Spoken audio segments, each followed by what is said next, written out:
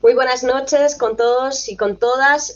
Tengo el honor de invitarlos a que me acompañen a esta cuarta entrega de 15 minutos con Margarita Guerrero. Quiero agradecerles por estar nuevamente conectados conmigo y también agradecer especialmente a mi invitada que se conecta desde Estados Unidos, con quien tendremos una agradable conversación. Y además estoy segura que va a ser un ejemplo que inspirará a muchos otros jóvenes. Así es que, sin alargar mucho más, les voy hablando un poco de ella. Es una joven ecuatoriana, nacida en Alcañar, que actualmente vive en los Estados Unidos. Ella es una mujer visionaria desde muy joven, desde muy niña, perseverante, una fiel defensora de los derechos de los más vulnerables. Es economista, politóloga y escritora, y actualmente se encuentra estudiando una maestría, ni más ni menos que en la Universidad de Harvard. Así es que tengo el honor de invitar y darle la bienvenida a Angélica. Muy buenas noches, ¿cómo estás? Qué gusto tenerte en este programa. Bienvenida. ¿Qué tal, Margarita? Muchísimas gracias a ti por la invitación y a tu equipo. Un saludo cordial, un saludo cariñoso y un saludo de solidaridad de quienes habla Angélica Remache, una joven mujer migrante del Cantón El Tambo, actualmente residiendo en los Estados Unidos. Para mí es verdaderamente un placer estar en 15 minutos con Margarita Guerrero. Muchas gracias. En primer lugar, queríamos que nos hicieses un breve resumen. Sabemos que a pesar de tu corta edad, en realidad tienes una dilatada trayectoria, así que va a ser todo un ejercicio de economía, lenguaje, intentar reducir en un breve resumen sintético tu recorrido estudiantil, así para que te conozcan un poco más. Adelante. En lo que refiere a mi recorrido, a mi carrera estudiantil, en realidad es una historia bastante interesante lo que me ha tocado vivir, desde todas las limitaciones sociales y económicas que, como muchos jóvenes ecuatorianos con un sueño, el estudiar, hemos tenido que vivir.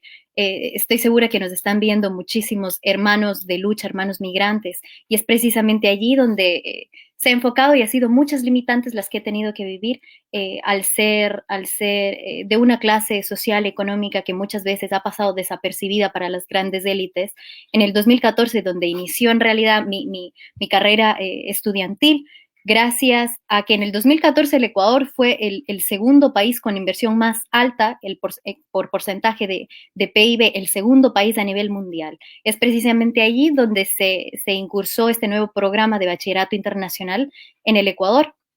Yo fui la primera generación de bachillerato internacional y gracias a esta oportunidad que se nos abrió a una clase diferente, a una clase no elitista, a una clase en realidad de todo el pueblo, de la realidad que vimos todos, es que yo pude incursionar este nuevo programa de bachillerato internacional en estas mismas fechas en donde hubo la creación de lo que algunos le llamaron los elefantes blancos, Yacha y la UNA, Iquiam.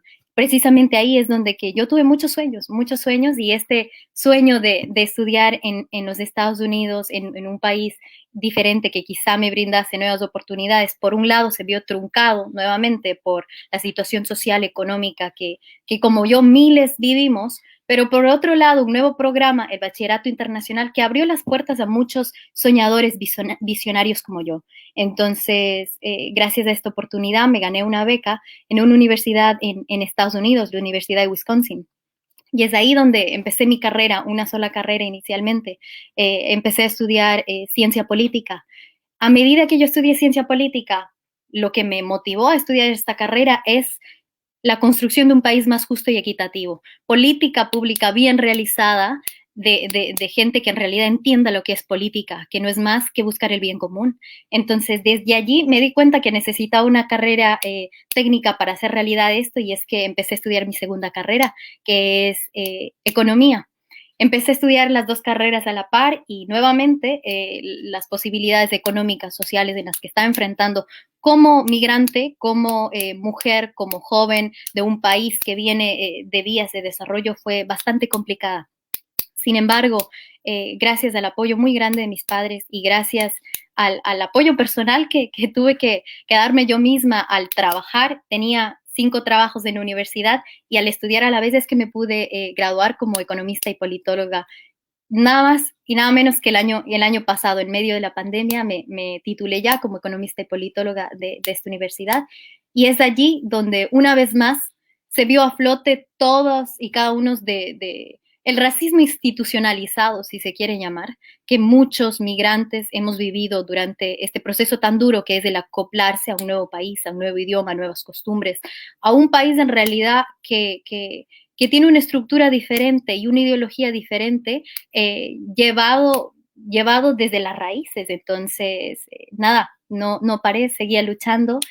Había aplicado para empezar mi maestría en la Universidad de Harvard y mi noticia tan grande fue que me habían aceptado. Ahora estoy cursando mi preseminario para empezar como ya la carrera como tal, pero nuevamente por todo lo que se enfrenta todos los días, el escenario social, económico que se vive y que se vivía el año pasado, político incluso, pues actualmente tengo clases que puedo yo pagarme con el trabajo que ahora tengo, pero he estado tomándolo bastante, de forma muy lenta. Entonces tomo una clase por semestre, pero pues vamos a ver, sigo en la lucha, estoy ahí, hay un futuro que nos espera y estamos construyendo un presente y un futuro que queremos vivir los jóvenes. Margarita, Disculpa, estaba muteada. Si es un pequeño defecto que tengo, a veces olvido desmutear el micro. Justo estaba diciendo que tenía un par de preguntas respecto a tu trayectoria, pero lo has definido bastante bien e incluso no quería cortarte porque justo estabas un poco explicando todo ese pack, ¿no? Tu trayectoria, las dificultades, un poco pues de pertenecer a una clase social para la que obviamente si no hay una política pública que considere la educación como un derecho, finalmente se hace todo muy cuesta arriba, ¿no? Al final parece que tiene que ser como una superheroína que tiene que estar constantemente luchando para llegar a la meta, ¿no? Y superando obstáculos todo el tiempo. Así es que en realidad tu testimonio sin duda es inspirador. Recuerdo ese tuit hace un año cuando te graduaste que reivindicabas ser de la primera generación del bachillerato internacional y de lo beneficioso que era este tipo de bachillerato de cara a abrir las puertas a otras universidades, ¿no? de cualquier parte del mundo, porque además se trata de unas pruebas bastante duras para poder calificar como bachiller internacional, y nos consta que además eres una mujer tremendamente brillante, justo por lo que decías, no solamente eres muy precoz, sino también has sacado 2 carreras trabajando simultáneamente y también aplicaste a Harvard y bueno, pues estás ahora mismo allí, así es que eres sin duda una de esas mentes brillantes que va a ser parte de la construcción del Ecuador del futuro. Bueno, Angélica, yo en realidad más que conductora de este programa, en realidad soy una compañera que te admira bastante, considero que tu trayectoria es muy inspiradora y en realidad conversar este ratito también espero que sirva para que llegue tu testimonio a otra gente y pueda animarlos, ¿no? He podido seguir de cerca tu trayectoria, tu recorrido y como te digo que me siento orgullosa de ello. También sé que nos ha representado a los jóvenes ecuatorianos ante la ONU en la Cumbre de la Paz de Dubái como embajadora y ha sido una de las invitadas exclusivas de la Cumbre de Mujeres de Forbes 2020, el año pasado. Así que háblanos un poquito brevemente sobre estas experiencias. Bueno, en realidad la lucha es constante, la lucha debe ser precisa y debe ser permanente por todas las luchas que vivimos como mujeres, como migrantes, como lo dijiste ya, Margarita, como quizá pertenecientes a un grupo social y económico para quienes todo a veces se nos complica y es cuesta arriba. Entonces, precisamente desde allí es que mis luchas grandes, mis banderas de lucha siempre han sido los grupos más vulnerables. Y es que hace aproximadamente 4 años ya, se abrió una nueva cumbre de jóvenes, entonces era la cumbre mundial de jóvenes que se realizaba en las Naciones Unidas. Una oportunidad muy grande la que viví ahí, sin embargo, la primera vez que fui asistente, lamentablemente fui la única ecuatoriana que estaba representando al país. Esto en realidad me llenó de bastante incertidumbre, pero también me llenó de tristeza. Hay estas oportunidades, hay muchas puertas que se abren para los jóvenes, pero lamentablemente el Ecuador no está siendo considerado dentro de esto. ¿Por qué? Porque precisamente era nuevamente una oportunidad elitista, una oportunidad que quizá no tenían todos. Entonces, desde allí empezó una lucha para empoderamiento juvenil, empoderamiento de los jóvenes. Me interesaba mucho y me sigue interesando que los jóvenes tengan voz, que tengamos votos y en realidad que estemos en la mesa planteando políticas públicas que sean que sean asertivas para todos y para todas. Entonces, es así como poco a poco fui avanzando en esto de la cumbre mundial de jóvenes en las Naciones Unidas. Y a medida que pasaba cada cumbre, porque la realizan 2 veces al año, yo invitaba a más jóvenes ecuatorianos. Y ahí una vez más se hace transparente esta diferencia de luchas tan grande que existe, estas diferencias sociales, económicas que siempre están presentes. ¿Por qué? Porque para un joven del Ecuador, digamos, de la clase media-baja, es difícil pagarse un ticket aéreo para venir y estar en las Naciones Unidas representando a su país, por más brillante que sea. Para un joven, muchísimo más con esta interseccionalidad, digamos, para un joven de las áreas rurales, para un joven que no ha tenido acceso a tantas que deberían ser derechos inalienables del Estado. Entonces, muy, muy dura la situación, pero pues allí estábamos después, precisamente por esta lucha que llevaba, llegué a ocupar el cargo de embajadora de jóvenes del Ecuador, y ahí empezó mi lucha constante, que ha sido que más jóvenes tengan acceso a estas plataformas. Precisamente. Sobre, perdona, no quería cortarte, pero justo quería que nos hables también que a raíz de esa experiencia tuya y pudiste palpar esas dificultades de acceso, tú es que además eres una joven con un carácter bastante emprendedor y empiezas a desarrollar iniciativas para que otras personas puedan acceder, ¿no? En este sentido, quiero que me hables brevemente un poco también de tu fundación, cómo se llama, los objetivos y, bueno, también cómo podemos ayudarte. Listo. No, en realidad por esto que siempre he dicho que es muy importante dar de lo que se tiene o a veces de lo que no se tiene, y es que incursionamos The Arwell Foundation. The Arwell Foundation es una organización internacional humanitaria sin fines de lucro que se enfoca en ayudar a niños y niñas en extrema pobreza de América Latina. Esta iniciativa la empezamos el año pasado en medio de esta pandemia, y es precisamente por esto que toco el tema anterior, Margarita, que fui invitada a participar de la Cumbre de Mujeres Forbes 2020. Y lo que hacemos en esta fundación es ayudar en 3 sectores a los niños y niñas que viven en extrema pobreza en diferentes países de América Latina. Entonces les brindamos comida, todo esto de manera mensual.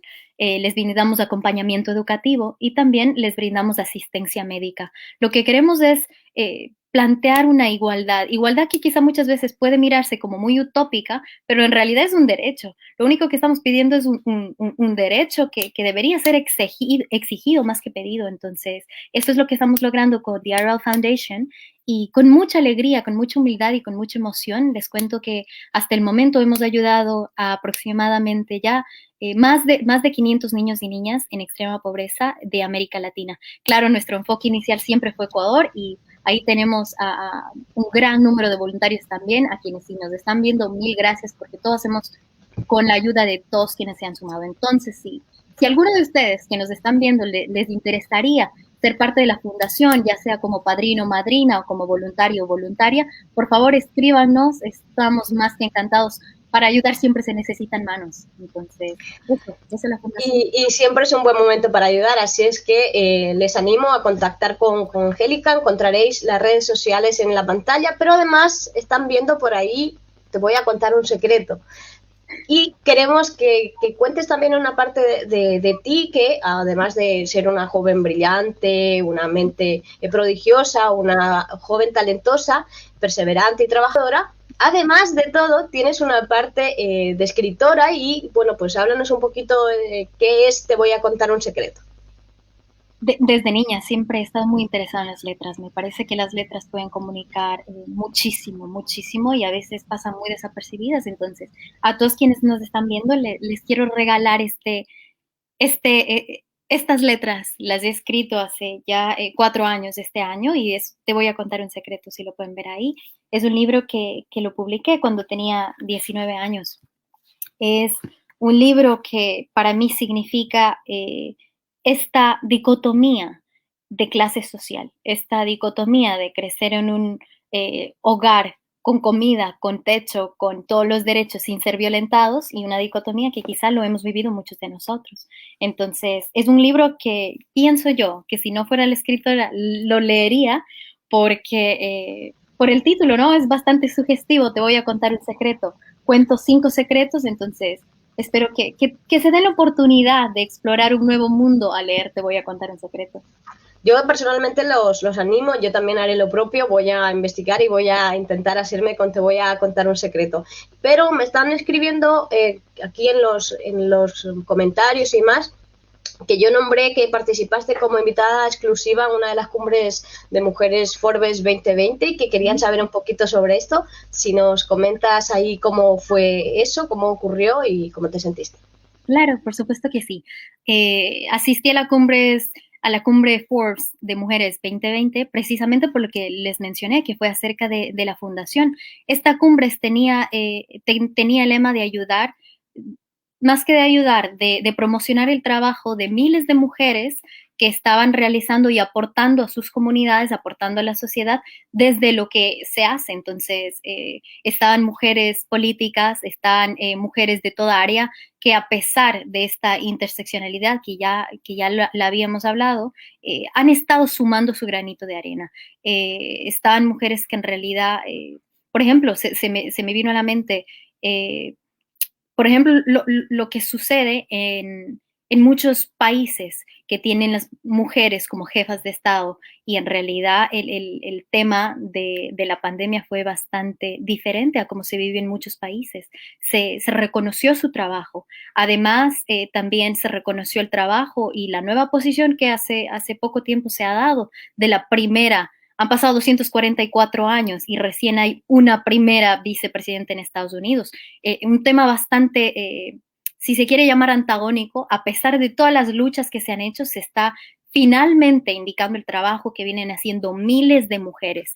Entonces, de esto es lo que trató Force 2020 y es que haciendo recuento en un mapa político, y lo veíamos en esta cumbre, en un mapa político, solo 11 mujeres desempeñan el papel de jefas de Estado y 12 como jefas de gobierno. Igual a nivel ministerial, igual a nivel legislativo, entonces el trabajo de ellas precisamente es el trabajo que se dio a conocer en esta cumbre. Entonces fue una cumbre llena de energía de mujeres, bastante interesante.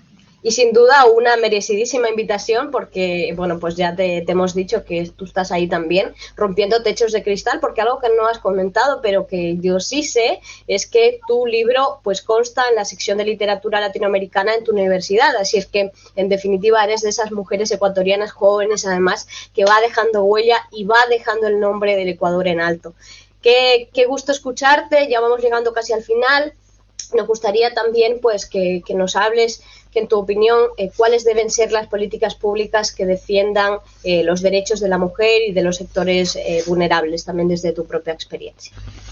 Es una pregunta muy interesante y más que pregunta, algo que debería ser tratado día a día. Muchas personas yo les escucho que dicen, no, a mí no me interesa la política, o no, política no es lo mío, o la política es corrupta, o los políticos, etcétera. Pero en realidad, día a día estamos haciendo política. La construcción de políticas públicas es un ejercicio y es un derecho de todos los y las ciudadanos.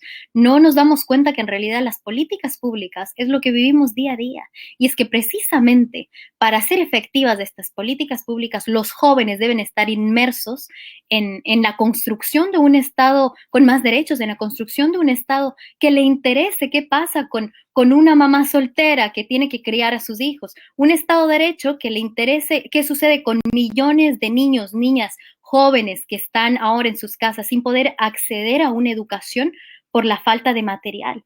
Un Estado de Derecho que le interese qué sucede con los jóvenes, las oportunidades, la educación. Entonces, precisamente políticas públicas que nos den los derechos que nos merecemos todos los y las ciudadanos es lo que estamos buscando. Y para esta construcción, los jóvenes deben estar en la mesa y precisamente con nuevas ideas, con ideas que en realidad hagan de la política pública un bien común, un servicio para el bien común, y eso es lo que se está buscando y por eso es lo que se está luchando. Entonces, aquí política, mucho más allá de ser vista quizá como un dogma o como una expresión a la que solo las élites, por supuesto que ha sucedido, han tenido esta oportunidad. No, hoy está en la mesa, hoy desde nuestra casa podemos en realidad hacer política y compartir nuestros ideales y decir en lo que creemos y en lo que no creemos. Las políticas públicas que deben ser generadas desde nosotros, porque nosotros somos quienes vivimos la sociedad que está ahora. Entonces, eso, Margarita.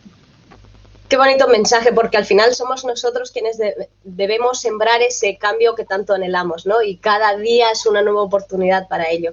En realidad me ha encantado tener esta conversación, ha sido breve porque ya sabes los tiempos que nos manejamos y sobre todo porque esta es una primera toma de contacto de un camino que espero que podamos recorrer más de cerca y juntas.